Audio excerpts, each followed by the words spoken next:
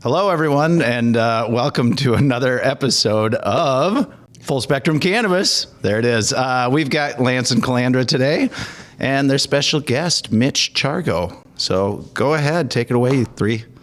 All right. Today we are with Mitch Chargo, attorney at law, esteemed cannabis attorney. Mitch, how are you doing? I'm doing great. How are both of you doing? Good. I'm doing good. Welcome, Mitch. Yes, thank you so much for having me. Yeah, I didn't even know who we were talking to. I mean, I knew the name, right? But usually this role is reversed. You don't know who I'm bringing in. Yeah. And we've got Mitch here, and you know Mitch. Yeah. So Mitch this is the should be shit. fun. Yeah. I'm not going to explain Mitch's background. I know Mitch's background. So. Oh, got it. But I'll tell you what I do know. I do know that he's a big player in the cannabis industry. Mm-hmm. He's an excellent attorney, and cannabis law is what he does, and he has tons of experience in other states. So I'm going to let him kind of talk to us about who he is. So, Mitch, how long have you been practicing law? 31 years. 31 years. Wow, my son is 30. Yeah. Yeah. There you go. Yeah. So tell us, where'd you go to school? So undergrad, I went to the University of Minnesota. I'm born and raised here, lived in Golden Valley, grew up in Golden Valley my whole life. And then I went to law school at William Mitchell. Okay. Yeah. Okay, that's a where I good graduated school, right? from. Shit, yeah, that's where I Yeah, graduated that's what I've from. heard. Yeah. I've heard. Yeah. So how long have you been practicing cannabis law? Since 2020. Okay. Wow. Right? Okay. Actually, for the years before I was in cannabis, I was primarily in commercial real estate, handling all kinds of commercial real estate transactions in Minnesota and around the country, whether it's representing financial institutions on commercial real estate loans, refinancing, commercial real estate leasing, representing, landlords and tenants, and of course buying and selling, through developers or people who are just investing. And in 2020, it's an interesting story. I lost my dad in late 2019 in a traumatic way. Prompted me to start thinking about shaking some things up in my own life. Like, not that life is too short, but kind of like, it's never a bad idea to try something different, try something new, shake it up a little bit, right? And I had this opportunity to go in-house as a general counsel for one of the 2 state-registered medical cannabis manufacturers with no knowledge of cannabis as a business, right, whatsoever. And I decided to take that opportunity and dive in. And it was fast and furious every single day in compliance, dealing with the regulators, dealing with the Office of Medical Cannabis, and stayed in that position until the company was acquired by an out-of-state MSO. And after that, I joined my current law firm, Hinshaw & Culbertson. I'm a partner there, and I'm now the chair of the firm's national cannabis practice. And so, the beautiful part of having shaken things up in my life a little bit and trying something new was I kind of gained this expertise in a niche area really hard, really fast, because, as we know, cannabis is a chaotic, crazy joyride of interest, right? I mean, that is a decision I will never regret, having made that change, because it thrust me into a situation to learn something new. And I think as a lawyer or in any profession that you're in, when you have the opportunity to try something new or learn something new, even at the age that I was at the time, why not? I love it. Dove right in, and now I'm swimming in it every single day, just like I was back then. So I know you have some experience in other states with cannabis. Well, we're breaking into other states now, but I'm also licensed to practice in Arizona. Okay. And we're starting to very much explore what I think will be a very exciting opportunity in Florida. We have that vote coming in Florida, Yes. And I'm an optimist. I think it's going to pass. I think the groundswell of support for adult rec in a market that's already, huge medical market. Mm-hmm. And so we're looking at breaking into Florida. And of course, our office has presence in other states. as well. So we're in Massachusetts where it's legal. We're in New York where it's legal, and our mothership is in Chicago. Okay. So we're all over engaged in the practice of law. I think that, like any state that is successful in getting it on the ballot, I think it passes. And I don't care who wants to say anything different than that. Argue with me all you want to argue with me, because I think when you put that on the ballot, you're going to get, on top of everybody trying to figure out what they want to do, right? But I think that you're going to end up getting more folks voting. And even if the only reason why they're going in to vote is for that particular measure, Right. And I think this should be a warning. It should be a warning to the other states that are not working on some form of legalization, because you're going to get surprised. And I'm feeling optimistic about Florida too. I think Florida is going to go fairly soon here. And I'm glad you have a presence pretty much all over. I love Yes. that your footprint is everywhere. Yes. So what do you like about Arizona and kind of their regulations and their dispensaries? And what are your thoughts? Well, Arizona, what I'm learning, has a really awesome group of trade associations, and that's where I would start, right? The trade associations for dispensaries, the trade associations for the industry, which, branches out beyond just the dispensaries, but into the cultivators, the manufacturers, the auxiliary services that are provided as vendors. There's a lot of support for the licensees. There's a lot of support for those vendors who want to connect to licensees because of quality, because of good relationship, good reputation. And, I think, I don't know how to explain it. I think Arizona just tends to be a little bit more streamlined. And they've had that rough patch that I think every state goes through when you legalize and you introduce adult rec, where you kind of had that tumultuous period where now it's kind of stabilizing a little bit. I have heard, that, licensee or license value may be dipping a little bit because there was over surplus or an overabundance of licensees, but I think that's true in any market. And I think it's one of the things that the Office of Cannabis Management here is trying to avoid, although sometimes I think they're out thinking the thinkers and trying to overthink and think it, instead of just letting the market take over and do what it's going to do. What I love about the opportunity in Arizona is the population size. I love that, it's a huge, broad-based population, and I don't care what anybody says about politics, right? There are plenty of Republican, whether they're closet Republicans or not closet Republicans with regard to cannabis, plenty of people in the red part of the political spectrum that like cannabis, right? And whether they're feeling, a little bit weird about coming out and supporting it or not. And Arizona is one of those purple states, right? So it's a state that's got a broad-based population.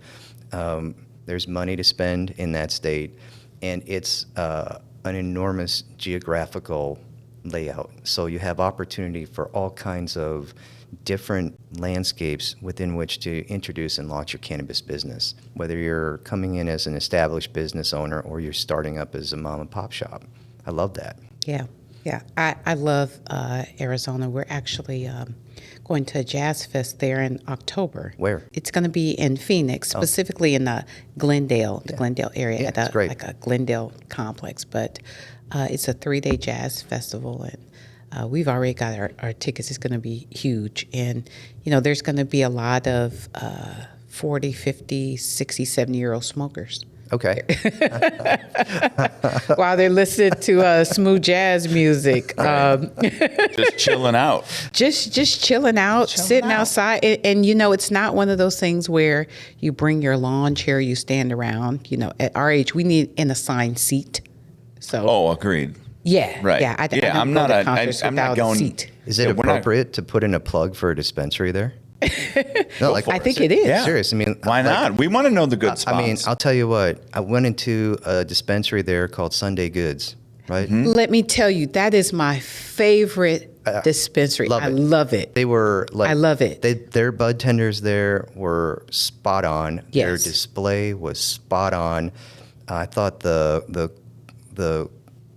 whole delivery was just an incredibly wonderful experience. And, so I have family in Arizona. I have family in Phoenix, right? So whenever I get a chance to go and just stop in dispensaries, I'm always trying to find new dispensaries just to see how people brand, how they want to tell their story, because a dispensary to me, just like a cultivation facility, it's telling a story. It's letting the creators of the product or the purveyors of the product shout out to the world. This is my narrative. This is what I love about this industry and these products.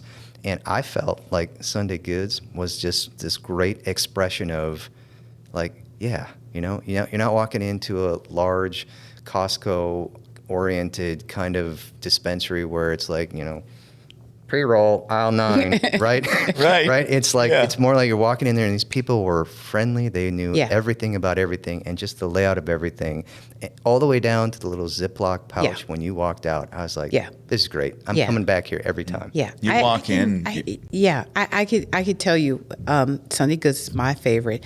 And at my dispensary, at the Goods Inn, we do have the cool Ziploc bag. Oh, yeah. Did you pick it up from them? I might have. Yeah. I'm not even come out and say it, but I mean, Vegas, they do it in Vegas too. But they're Ziploc bags. You could even buy some cloth ones. They're like blue, and they got kind of this starlight kind of look. And I want a corduroy really bag. Cool. That's what I want. Right? So let me tell you about Sunday Goods. I'm sure this is your experience too. And I don't know if you know, they just opened a location in the airport. No. Yeah.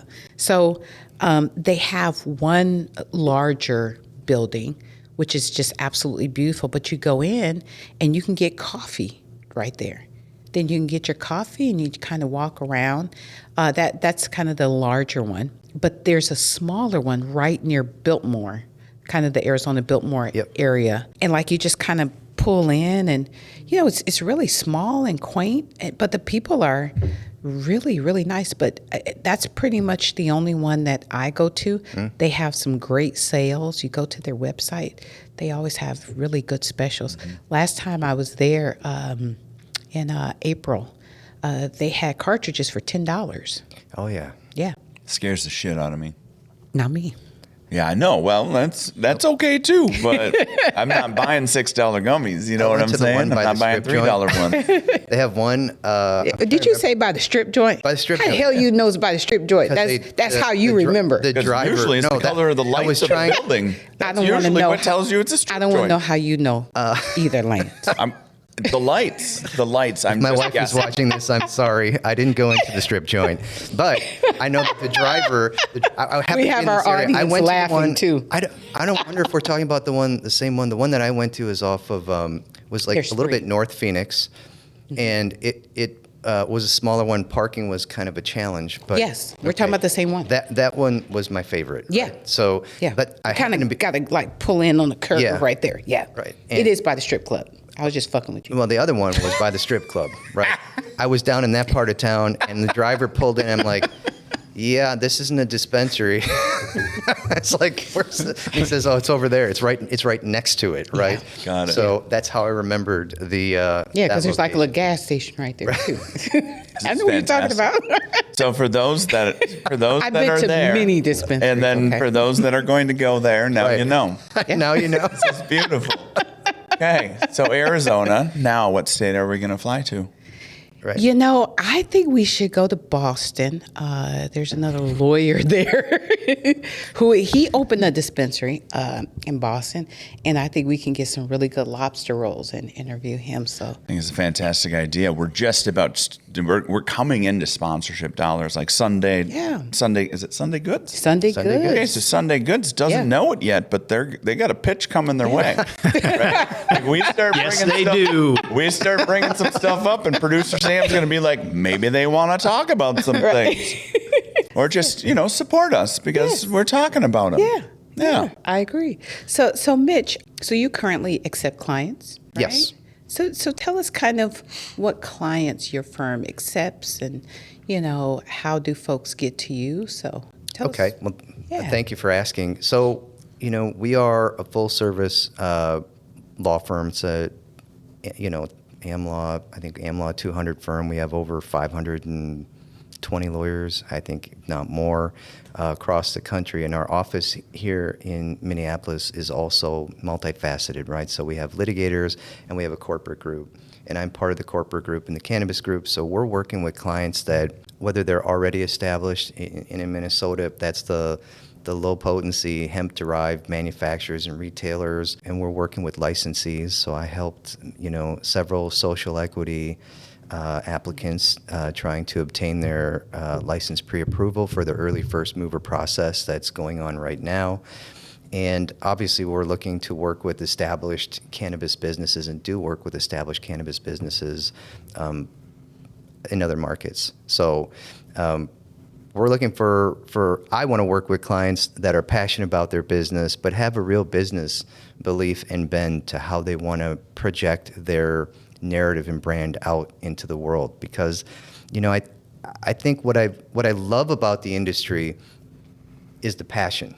Right, the passion that you had when I met you about your product, your business, the passion that you have about your business. Everybody in the cannabis world that I have met has that. Everybody has a different flair about it, but it's this passion. I don't know how to describe it. This excitement and enthusiasm for what they are creating, and I want to be a part of that. That's what I tell every client is I just want to be a part and add value to your vision and your narrative. And we can do that on a number of fronts, from the corporate side to the real estate side to the compliance side, risk management, all of that. Those are areas in which I've had extensive experience, in particular in the cannabis industry. And I want to share that with other people and watch them soar. That's really the big piece for me. I think earlier you asked me why cannabis or what do you love about cannabis? And it's that energy. Right now, it's a lot of curious energy. I think we're all kind of curious about how is this going to roll out in the state, because there's a lot of uncertainty, which makes it exciting and nerve-wracking all at the same time. And I'm watching people try to get into this market with fear that they're not going to be able to participate in the market. And that's the one part about this that is unsettling to me, because I believe everybody who has this dream should be able to act on it. I mean, this is America, right? Yeah. So you want to have this dream, you should be able to exercise it and achieve it. And I'm not sure how that's going to play out yet in Minnesota, but I hope it does. And I want to be a part of it and be the lawyer on the side that just helps people get to where they want to go, or help businesses get to where they want to go. And the beautiful thing about being part of a large firm is I'll be the first one to tell you, I know what I know, right? And I know the areas of law that I know really well, but I am supported by partners and practitioners who also have expertise in areas that are going to be very beneficial to our clients. And I have confidence and trust in them to be able to deliver high quality legal services to clients that bolster and support what I do, which makes it a whole package and really beneficial for clients. I love it. What did you say about him when you're like, I say so he's the this is shit. Mitch and he's like he is the cannabis guy Yeah, kind of thing is what okay. yeah. Was He's I the right? cannabis guy. Was Sounds I right? like it. I'm always right. Right. Yeah. Sure. Unless somebody I telling wouldn't want to argue with her. I know. I've been working on the argument, right? I'm building my case. I've been building my case for 4 months. Good luck, Lance. Good luck. Yeah. So, Mitch, how can folks get in contact with you? They can certainly email me. I'm at the law firm of Hinshaw and Culbertson here in Minneapolis, and my email address is mchargo@Hinshaw, HINSHAW law.com. And look, they can call. Some of the areas that I'm super excited about working with clients will be helping them develop their business plans, their security plans, their environmental plans, all of these things in Minnesota, which we can see from the foreshadowing of the application process that are going to be key requirements to get into this business. So, the SOP writing and being a real element and fundamental part of helping them create their operative documents from the ground up. Happy to work with people in that regard. We've got the ability to help people with getting their organizations formed if they're not already, or keeping up with the corporate formalities, which is, as you know, extremely important to keep that corporate shell going. So reach me there, and if you email me, I am very quick to respond. Excellent. And happy to. Great. So when you're not doing awesome lawyer stuff, what do you like to do? Well, if I can, I think the one word I learned from watching my wife watch The Bachelorette, the word vulnerable. If I could be vulnerable for a moment here and just say something that's probably going to be safe strange. space. Right? It's a safe. We're in a safe. It is a safe. You space. already told us you know where the strip club is Until you in walk out the Arizona. door. It's definitely safe You're here. good, man. We're all family. You're great. You're great. So I play in a band, and that headlines around town here. We headline in bunkers usually every 6 weeks, Sweet. 7 weeks. What? It's a rock and roll cover band. Oh yeah, it's a large band, nine-piece band, and we do rock and roll and country and blues and R&B dance covers, and it's a ton of fun. We just headlined out at the concert in the Commons in Excelsior back on July 10th. We headlined at James J. Hill Days, and we played up at Moondance up in Walker. Got to Sweet. play with Leonard Skinner and Cool. some really What? fun bands. And so What's the name of the band? What's that? What's the name of the band? Stereo Kitchen. Oh, Stereo Kitchen. Stereo Kitchen. Have you heard them, Sam? yeah, I know a member. I do. I'm drawing a blank on the name right now. Which part of the band do they? Female. Carrie or Betsy? Betsy Weiner. Betsy Weiner. Love Weiner. her. Yeah, Betsy Weiner. Yeah. She's a fantastic singer. Oh, that's awesome. So is Carrie, the other singer in the band, Carrie Shapton-Lane. So Wow. and you know, we've got a drummer who plays with a band called Mango Jam, and I've heard of Mango Jam. and we've got thundering guitarists, and you know, I'm super blessed to be in this group because I'm not musically trained whatsoever. So Oh, it- you're a lawyer. You That's got to cool. have that outlet. yeah. Yeah. To jam? I love it. Yeah. Yeah. Yeah. That jam session, it does something for Super people. important. Yeah. Yeah. Whenever we go to concerts, my husband, he does the. Oh, yeah. You know, like he's The air in the drums. band. Oh, he's yeah. the air drums Yeah, like guy? in his mind, he's a part of the band, and I like have to tell him like stop doing that because it's so distracting. Yeah. But he like really gets into it, and you know his shower voice comes out.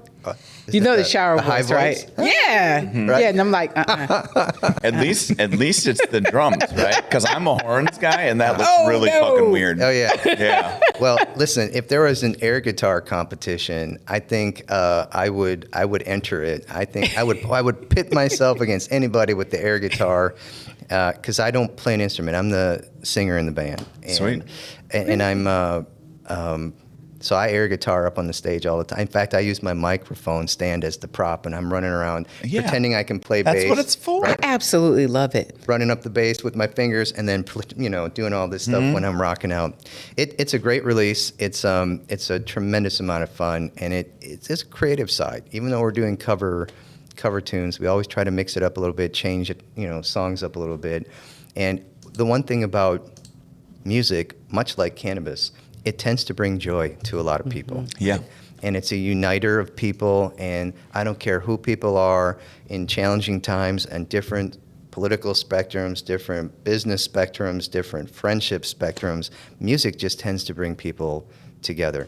And of course, if they're going to be passing the Dutchie while they're playing the music, that brings people together too. Yep. So everybody seems to be having a good time, and I like to help people have fun. I Sweet. love it. I love it. It's time for a break. It's time for a break. All Well, right. I mean, it's time for an end. And to this half. Yep. Into this half, yes. Yeah. And then we have another guest joining us today. Yeah, today on lawyer. 3 Lawyers and a Lance. Lucky you, but there's no bill, so you should be fine. I know. Exactly. This is lovely. How often do you get to talk to 3 lawyers and you don't have to write a I check? know. Exactly. I know. Well, the fun thing is there was zero advice for me, so they didn't. I mean, there's nothing billable there. All right, this was fun. Well, thank you love so it. much Thanks for for having me. Thank and you. Thank I you for really coming. appreciate and wish all the success for this awesome forum. It's great. Thanks, All right. man. Thank you. Cheers. Thanks, Mitch. Thank you.